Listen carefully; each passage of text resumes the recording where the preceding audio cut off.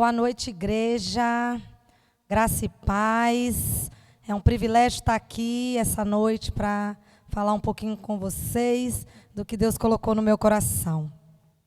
Antes de mais nada, eu vou falar um pouquinho sobre o Outubro Rosa. O nosso tema desse mês do Culto da Vitória é o Outubro Rosa, né? E a gente vai falar um pouquinho dos principais tratamentos e do hospital de referência que a gente tem no Espírito Santo.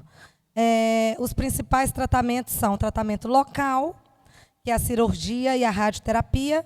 Normalmente, isso ocorre no estágio 1 e 2 da doença, né, nos estágios iniciais, que é quando a gente faz a reconstrução mamária. E o tratamento sistêmico, que entra com quimioterapia, terapia biológica, depois entra com a cirurgia e a radioterapia. Estes casos são os casos mais avançados da doença. Tá? O hospital de referência que a gente tem é o Hospital Santa Rita, a FEC, né, um hospital de referência do câncer de mama aqui no Espírito Santo.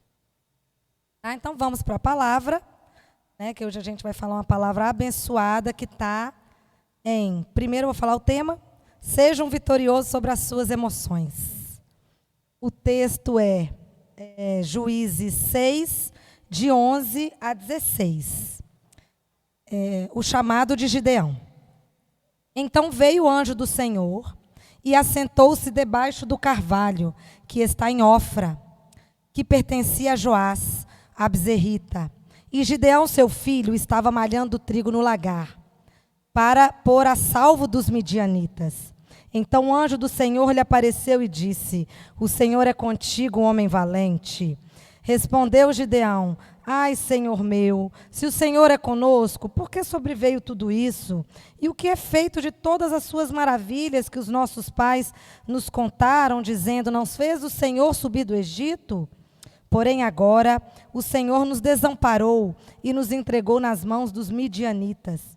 Então o Senhor se virou para ele e disse: vai nessa tua força e livra Israel das mãos dos midianitas. Porventura não te enviei eu? E lhe disse: ai de mim, Senhor meu, como livrarei Israel? Eis que a minha família é a mais pobre em Manassés, e eu sou o menor da casa do meu pai. Tornou-lhe o Senhor: já que eu estou contigo, ferirá os midianitas como se fossem um só homem. Este texto, gente, conta a história do chamado de Gideão. Israel, nessa época, o contexto da história, Israel vivia 7 anos de escravidão sob o comando dos midianitas. Se a gente vê aqui no texto, Gideão, quando ele teve o encontro com o anjo do Senhor, ele estava malhando trigo no lagar. Então ele era uma pessoa comum, um agricultor, talvez, um fazendeiro, mas nunca um soldado, né? E, mesmo assim, o anjo do Senhor diz para ele: homem valoroso, homem valente, né? E assim, como que uma pessoa que não era do exército, que não conhecia nada sobre armas, sobre lutas ou qualquer outro tipo de coisa, conseguiria liderar o povo de Israel para vencer a batalha contra os midianitas e sair da escravidão. A gente olhando aqui parece impossível, mas Deus já acreditava nele antes mesmo das coisas acontecerem, né? Ele era um homem que ele tinha medo. Aqui fala no texto, se a gente lê, que ele tinha medo dos midianitas. Ele malhava o trigo para ele esconder o trigo, porque ele tinha medo de ficar com fome, ele tinha medo da família dele passar necessidade, porque os midianitas, eles levavam tudo. Por onde eles passavam, esse período de escravidão, eles levavam tudo de Israel. E mesmo assim, o Senhor chamou ele de varão valoroso, de homem valente. Isso não nos mostra o quê? Que o Senhor acredita em nós antes mesmo da gente acreditar. Né? A gente precisa diariamente ajustar os nossos pensamentos. Os nossos pensamentos têm que estar focados em Deus, têm que estar focados no céu. O nosso futuro começa a mudar quando os nossos pensamentos são os mesmos pensamentos do Senhor. A gente tem que pensar o que o céu pensa ao nosso respeito. Enquanto a gente pensar, como Gideão estava aqui: ai, Senhor, o que será de mim? as coisas não mudam. As coisas só começam a mudar quando a gente pensa diferente. E aí, voltando à história de Gideão, para ele chegar ao líder escolhido de Deus, ele precisou vencer 3 sentimentos contrários. 3 situações ele precisou vencer nele para ele se tornar um vitorioso. A primeira delas é a autodepreciação. Eu vou pegar como referência Juízes 6,15, quando ele fala: ai, Senhor meu, como livrarei Israel? Eis que a minha família é a mais pobre de Manassés, e eu sou o menor da casa do meu pai. Ele se achava o menor. Ele se achava incapaz. Ele pensava o que as pessoas pensavam dele. Enquanto a gente se importar com o que as pessoas pensam sobre nós, a gente vai viver esse sentimento de autoestima baixa. A gente vai se achar o pior. Se eu for colocar, eu me assemelho muito, a minha vida se assemelha muito com a história de Gideão. Eu vivi um problema muito grande com a autoestima. Eu me achava feia, eu me achava horrível, eu passei uma adolescência escondida. Né? Se você pegar dos 13 aos 18 anos, eu não lembro de ter foto minha, eu tinha vergonha do que eu era. Ah, Mariana, mas como assim? Não, eu tinha muita espinha, a minha imagem não me agradava. Né? Então, assim, a autoestima, gente, ela faz toda a diferença nas nossas escolhas.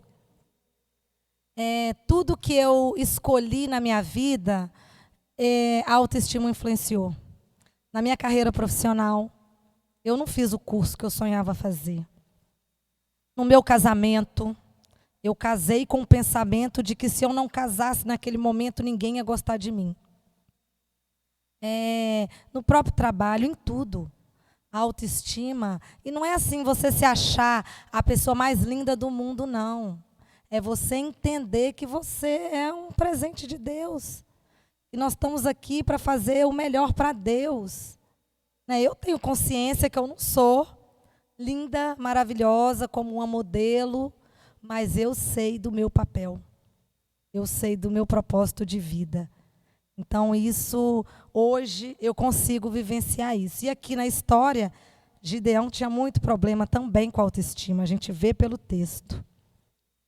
Segundo, é a autopiedade. A autopiedade é você sentir pena de si mesmo.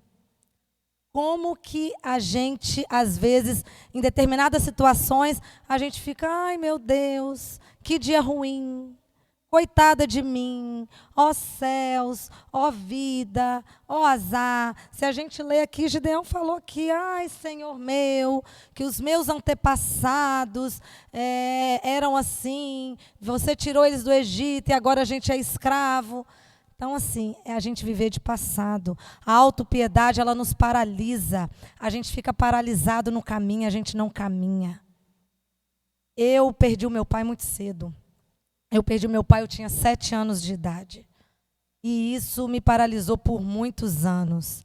Eu me sentia inferior às pessoas da minha família. Eu achava que Deus tinha me castigado de tirar o meu pai. Só eu que não tinha pai. E eu fiquei muito tempo parada, vivendo algo que já tinha passado. Né? Então, a autopiedade, ela nos paralisa. Tem um versículo na Bíblia que eu gosto muito, que está em Filipenses 4,11, eu vou ler para vocês, que fala assim: aprendi a viver contente com toda e qualquer circunstância. Nós temos que ser gratos, nós temos que agradecer a Deus, independente da circunstância que nós estamos vivendo. A gratidão, ela antecede o milagre. Quando nós somos gratos, a gente vive o melhor, a gente vive o sobrenatural. É maravilhoso vivermos o sobrenatural de Deus. Sabe por quê? Porque nós já temos tudo que nós merecemos. Cristo nos amou, o Senhor nos ama. E isso é suficiente para nós. Então, a autopiedade, ela nos paralisa. E o terceiro são os pensamentos destrutivos. que são pensamentos destrutivos? Pensamentos ruins sobre nós mesmos.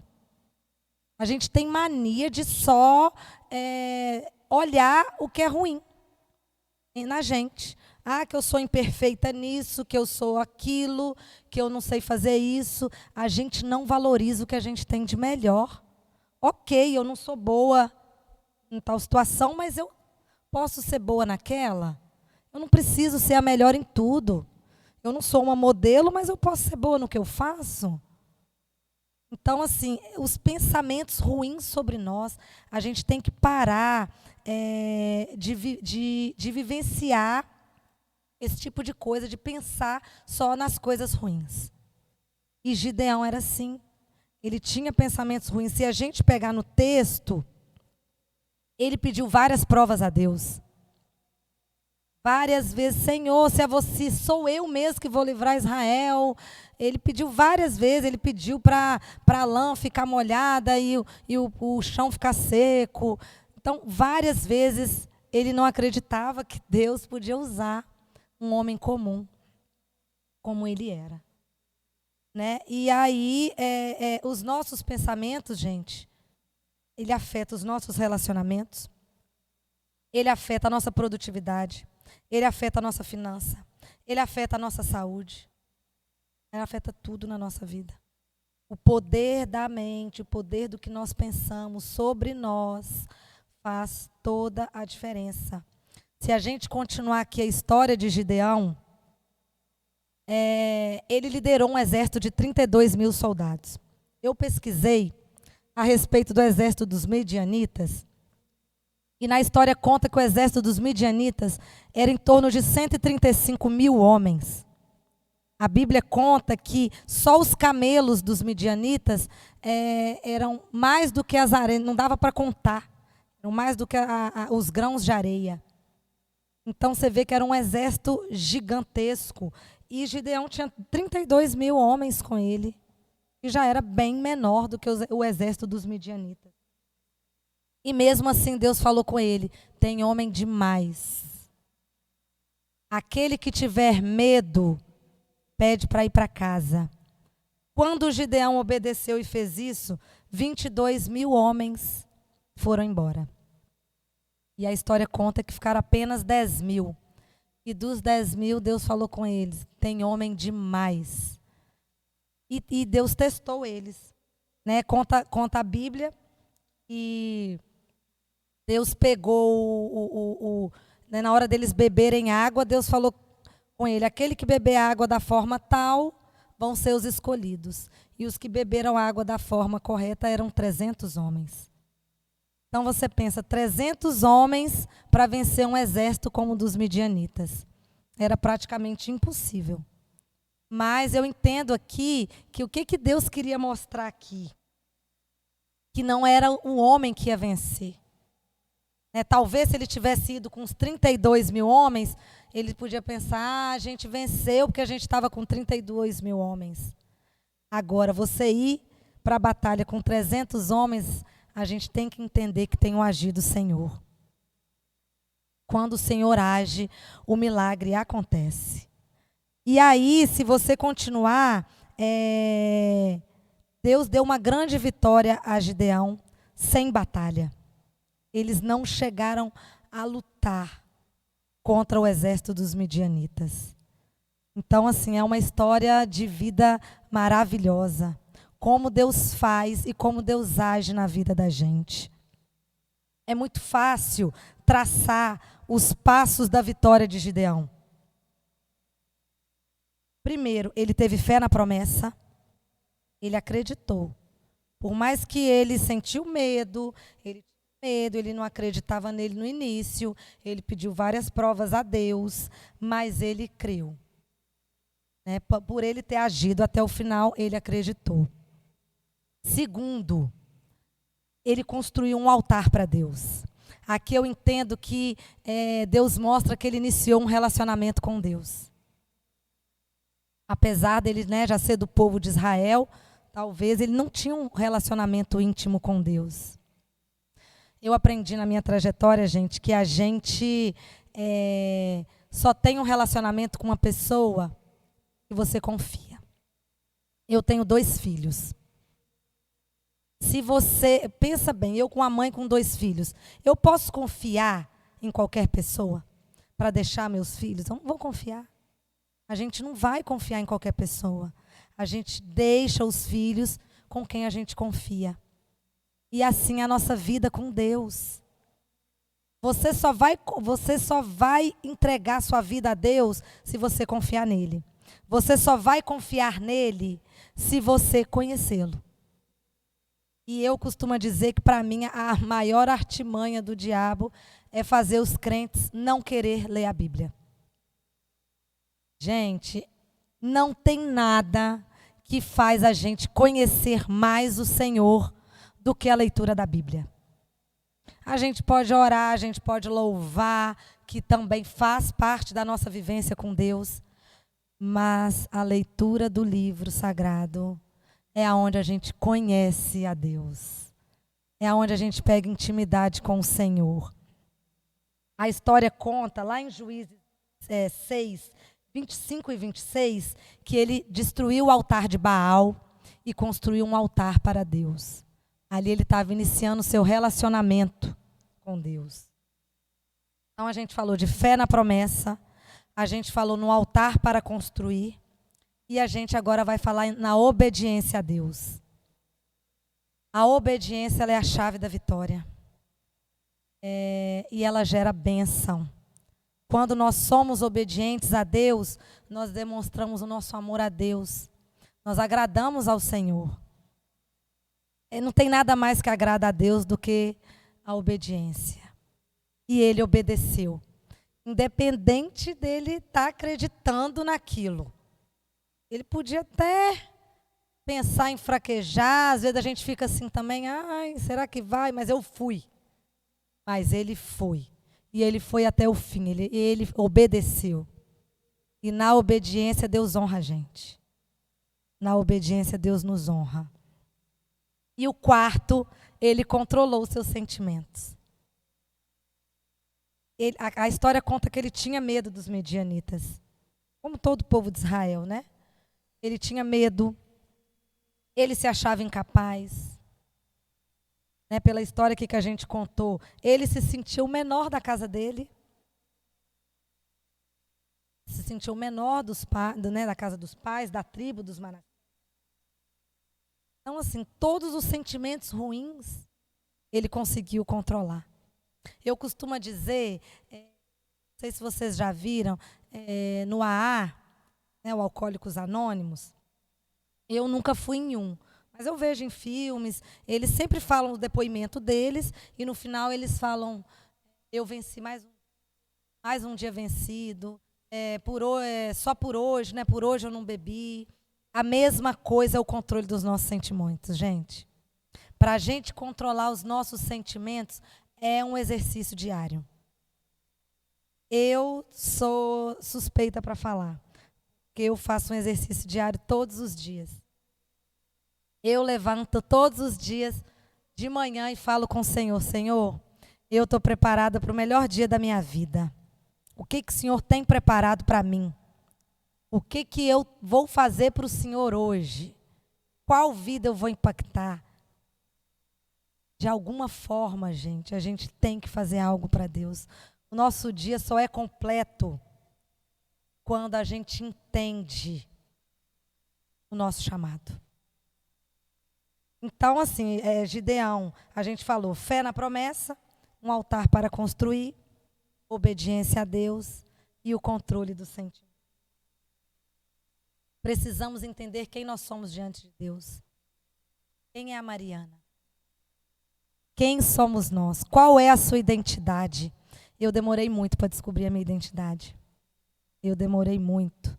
E quando eu descobri, eu achava que eu já estava velha. Hoje, até isso, o Espírito Santo me moldou.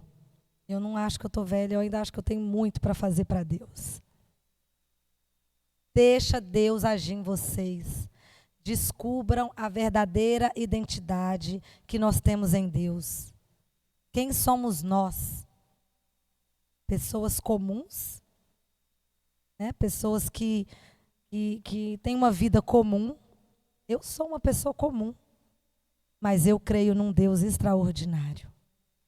Deus é extraordinário, gente. E hoje eu vivo o sobrenatural de Deus. Maravilhoso falar isso. De tudo que eu vivi, né, eu tive uma vida de sofrimento. Posso falar que, né, as pessoas associam sofrimento só a você não ter dinheiro, você passar fome. Não. A doença da alma, às vezes, talvez até machuca mais do que esse tipo de coisa. E eu vivi muitos anos dessa forma. E hoje eu estou aqui para vivenciar com vocês o que o Senhor fez comigo. Tem um versículo na Bíblia, que está em Mateus 15:16, ele diz assim: assim brilhe também a vossa luz diante dos homens, para que vejam as nossas boas obras e glorifiquem ao vosso Pai que está no céu. O mérito do que acontece com a gente não é nosso, é do Senhor. E o ser humano, muitas vezes a gente se deixa guiar por sentimentos, né? O que eu sinto, o que eu acho. E o pastor tem uma frase que eu gosto muito, guardo comigo. Nós não somos guiados pelo sentimento. Nós devemos ser motivados por fé. A fé tem que falar mais alto, sempre. Eu trabalho com pessoas. Eu lido com pessoas. E não tem nada mais importante para o Senhor do que pessoas. Eu falo isso muito com as meninas que trabalham comigo. A gente gerencia, né? Cuida de pessoas. Em diversos momentos, eu me pego em situações que talvez, assim, né, de falhas. E a gente não quer aceitar as falhas das pessoas. Ninguém pode errar, né? A gente não pode falhar. O mundo hoje não aceita os nossos erros. E sempre que eu me pego nessas situações, que eu pego falhas de pessoas, eu sempre coloco no meu coração: as pessoas são mais importantes do que as coisas. Nada é mais importante para Deus do que as pessoas. Nada. Nós vivemos nesse mundo para brilhar, para mostrar quem é o nosso Jesus. Eu tenho muito orgulho do que eu me tornei no Senhor. Eu tenho muito orgulho do que o Espírito Santo fez em mim. E eu sei que Ele pode fazer em você também. Basta a gente criar um altar com o Senhor, ser obediente a Deus, controlar o sentimento. Eu agradeço a oportunidade de estar aqui hoje. Agradeço muito a Deus de poder falar um pouquinho com vocês da minha experiência com Jesus. Que vocês possam ser motivados como eu sou, ser apaixonados por Jesus, querer fazer muito mais do que o Senhor espera de nós. É essa palavra que eu tenho para falar. Eu espero que o Espírito Santo fale muito mais no coração de vocês, que vocês possam vivenciar o sobrenatural de Deus. Deixa Deus agir, deixa Deus fazer o que Ele tem que fazer em nós. Amém, igreja?